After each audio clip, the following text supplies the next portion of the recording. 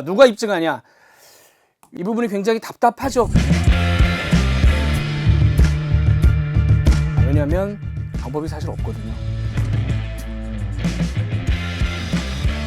이미 지어진 건데 어떻게 하겠어요? 깐깐해서 남주자 깐깐남 시작하겠습니다. 오늘은 층간소음 편에 달렸던 댓글을 가지고 얘기를 한번 해보도록 하겠습니다. 지금까지 두 편 합쳐서 한 140만 회 정도 재생이 됐고요. 댓글은 6,000개 이상 달렸습니다. 달렸던 댓글 중에 우선 40년 전에 아파트 살 때, 지은 아파트에 살 때는 층간소음 모르는 거 살았는데 새 아파트 와서 지옥이다. 어릴 때 주공 아파트 살았는데 에어컨 설치 기사님이 여긴 참 벽 뚫기가 힘들다 이런 얘기 했었다.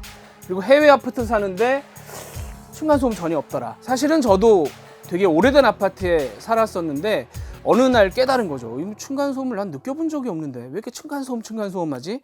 우리 집만 없는 건가? 그리고 찾다 보니까 그럼 이거 없앨 수 있는 건데 지금 뭔가 문제가 있는 건가? 하다 보니까 이런 구조적인 문제를 생각을 해보게 된 거였거든요. 사실은 또 이번 층간소음 문제를 얘기를 하면서 가장 걱정을 했던 부분 중에 하나가 이 부분입니다. 뭐냐면 기존 아파트는 그럼 어떻게 해야 되는 거냐? 2000년대 지은 아파트가 전부 문제라면 결국 죽을 때까지 조용한 아파트에 살 수 있는 방법은 없는 거냐? 사실 이게 고민거리였습니다. 왜냐하면 방법이 사실 없거든요. 왜냐하면 이미 지어진 건데 어떻게 하겠어요? 바닥을 다 드러내고 다시 시공을 혹시 한다면 모를까. 근데 이미 살고 있는데 어떻게 대한민국 국민의 50%가 살고 있는 아파트에서 나오시라고 하고 이걸 다시 할 수 있겠어요? 국토부가 작년에 층간소음 대책을 발표하면서 내놨던 게 있습니다. 제가 소개를 안 했었는데 보고 한번 같이 웃고 넘어가도록 하죠. 네. 이미 지어진 집에 대해서는 우선 당장 해야 될 조치로서는 이 방음 매트라든지 이런 부분에 좀 지원을 해야 될 것 같아요. 저소득층한테 소음 저감 매트를 깔게 해주는데 무이자로 빌려주겠다라는 굉장히 파격적인 대책을 내놨죠. 그러니까 저소득층한테는 무이자로, 중산층 중에 어린이가 있는 집에는 1%로 해서 300만 원까지 주는 게 아니라 빌려줄 테니까 깔아보세요. 두 번째, 층간소음관리위원회를 아파트 단지에 의무화하겠다. 주민들끼리 여기 와서 싸워봐라. 그 다음에 세 번째, 우수관리단지를 선정해서 우수 사례를 확산하겠다. 이 세 가지를 종합해보면 우리도 생각해봤는데 답이 없습니다. 이 부분이 굉장히 답답하죠. 그렇기 때문에 이제 앞으로 잘해야 되는 건데 지금부터라도 제도를 바꿔서 짓는 아파트를 잘 지어야 되는 거지. 지어놓으면 이건 방법이 없습니다. 건물인데 어떡하겠어요.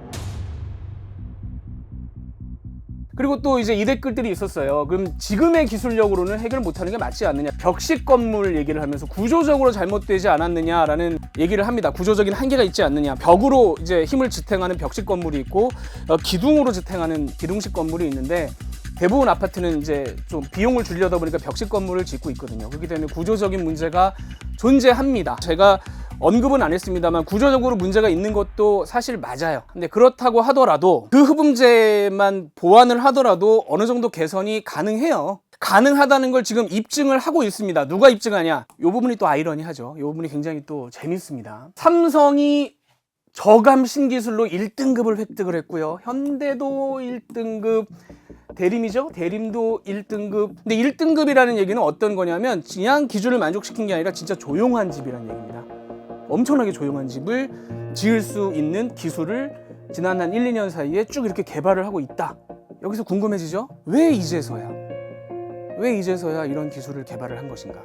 다 또 이유가 있습니다. 이게 이제 작년에 국토부가 층간소음 대책을 발표하면서 우리가 만든 평능 기준을 1, 2등급을 받으면 분양가를 올려주겠다라는 발표를 했습니다. 돈을 더 벌게 해주겠다고 하니까 이제 사실은요 우리가 이런 기술이 있어요. 갑자기 개발했네요. 여기서 뚝 떨어져가지고. 근데 뭐 어쨌든 나왔어요. 그래서 이제 앞으로 그 기술을 쓰겠습니다라고 하면 이제 분양가를 올려준다는 건데 뭐 어떤 방식으로든 간에 그 얇은 스티로폼이 아니라 저런 방식을 쓴다고 하면 충분히 나아질 수 있습니다. 여기서 우리가 두 가지를 이제 생각을 해봐야 될 게 1편에서 저희가 말씀드린 것처럼 그 표준 바닥이라는 걸 해놓고 결국은 허술하게 운영하다가 다 어그러진 거거든요. 근데 이건 실험실에서 일단 1등급, 2등급을 받은 거니까 실제로 과연 이게 적용되면 어느 정도 효과가 날 것이냐, 실제로 제대로 적용할 거냐, 이 부분 따져봐야 되겠죠. 그리고 사후 검증을 하는데 2편에서 말씀드린 것처럼 임팩트볼로 하죠. 과연 그걸 믿을 수 있는 거냐. 그래서 감리도 철저하게 해야 될 것이고, 만약에 바닥 구조를 썼다고 해서 돈을 더 벌었는데 진짜 그게 조용하냐라는 사후 검증도 확실하게 해야 될 거고요. 이렇게 바닥 완충제를 강화를 하면 아파트 값이 너무 부담스러워지는 거 아니냐라고 네네. 하는데, 실제로 그 바닥을 조금 더 강화를 한다는 게 부담을 느낄 정도로 가격이 막 이렇게. 제가 1편에서 이제 10년 전 거를 보여드렸었잖아요. 그게 그때 돈으로 한 평에 10만 원 정도였어요. 공사비 올라가는 게.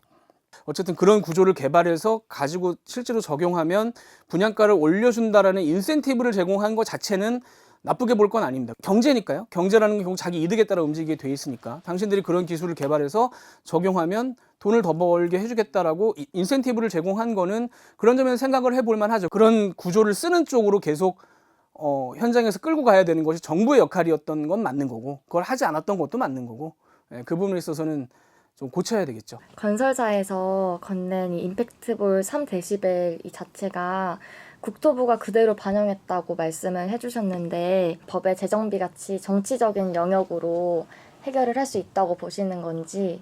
사실은 이제 그 법에서 이게 이제 국회의원들이 만드는 법이 아니라 그 밑에 시행령 수준에서 좀 여지를 남겨놓거든요. 그러니까 10년 전에 임팩트볼을 같이 썼을 때 감사원의 지적은 니네가 이런 식으로 하면 법의 취지를 해치는 거다.